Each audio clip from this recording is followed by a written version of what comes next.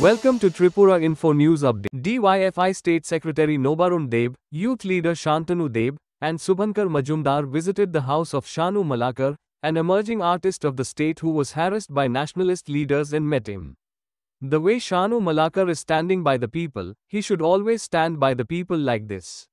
Nobarun Deb also said that the police administration has not yet been able to arrest the person who harassed Shanu Malakar.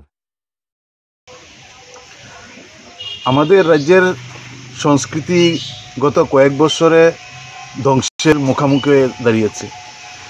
গত পরশুদিন উদয়পুরে ত্রিপুরা সুন্দরী মন্দির প্রাঙ্গণে আমাদের রাজ্যের না বলা যেতে পারে প্রায় দেশের একজন খ্যাতনামা ইউটিউবার আমাদের রাজ্যের সন্তান কিন্তু এই সময় মুম্বাইয়ে থাকেন, দুর্বৃত্তের হাতে মন্দির প্রাঙ্গণে মারাত্মকভাবে আক্রান্ত হয়েছেন।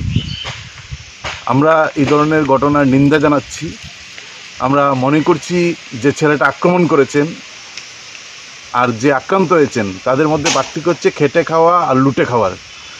যে নিজে পরিশ্রম করে রাস্তায় ডান্স করেন, গরিব মানুষকে গোটা গত কয়েক বছরে তার দ্বারা গোটা বাদারঘাট এলাকায় অসংখ্য মানুষের বাড়িঘর ভাঙচুর হয়েছে। এরকম একজন রাষ্ট্রবাদী লুটে খাওয়ার হাতে এই শানু মালাকার আক্রান্ত হয়েছেন। আমরা শানু মালাকের বাড়িতে এসেছি, তার সঙ্গে কথা বলেছি। সে অনেক আবেগ এবং কষ্টে সে বলছেন যে আর ত্রিপুরায় এই ধরনের প্রোগ্রাম সে করবেন না। আগামী 27 তারিখ সে আবার মুম্বাই চলে যাচ্ছেন। আমরা তার কাজের প্রশংসা করেছি, তাকে উৎসাহিত করার চেষ্টা করেছি যে না, এই কাজ তোমার চালিয়ে যেতে হবে।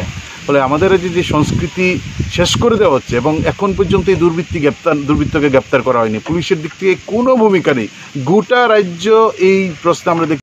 Subscribe to Tripura Info and press the bell icon so that you never miss any latest updates and news on Tripura.